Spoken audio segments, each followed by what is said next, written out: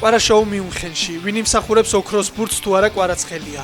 PSG ZZ მეორე ჩემპიონთა ლიგის ფინალში ითამაშებს და ამაში ხვიჩა კვარაცხელიას უდიდესი როლი აქვს.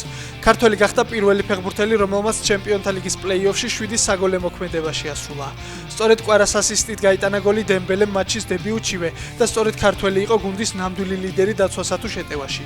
PSG-მ ბაიერნი 2 მატჩის ჯამში 5-6 დაამარცხა და ZZ მეორე ჩემპიონობისთვის ლონდონის არსენალს 30 მაისს ბუდაპეშტში დაუპირისპირდება. უფროსი ძმის შემდეგ დღეს მსოფლიო მედიის რადარზე თორნიკე კვარაცხელიაც იმყოფება. 16 წლის ფეხბურთელმა მიუნხენის ბაიერნის 17 წლამდელთა გუნდში საცდელი მატჩი ჩაატარა და შესანიშნავი გოლიც გაიტანა. ახალგაზრდა ტალანტის თამაშს სკაუტებიც აკვირდებოდნენ. კვარაცხელია მიუნხენში რამდენიმე დღის წინ ჩავიდა და შესაძლოა ბაიერნთან კონტრაქტიც გააფორმოს. მარკას ცნობით დღეს მადრიდის რეალის ვარჯიშზე ერთმანეთს ფიზიკურად გუნდის კაპიტანი ვედე ვალვერდე და ორელიან ჩუამენი დაუპირისპირდნენ. ინციდენტის შემდეგ ვალვერდე კლინიკაში გადაიყვანეს. მადრიდის გასახდელში სიტუაცია მანამდეც დაძაბული იყო. არსებული ცნობებით რუდიგერი კარერას სიტყვიერი კონფლიქტის შემდეგ ფიზიკურადაც გაუსწორდა. სამეფო კლუბში ახალი სეზონისთვის დიდი ცვლილებებია მოსალოდნელი. ქართველი ჩემპიონი ამერიკის თეთრ სახლში. ტრამპთან შეხვედრის შემდეგ ილია თოფურიასა და ჯასტინ გეიჯის პირისპირ დგომით შედგა.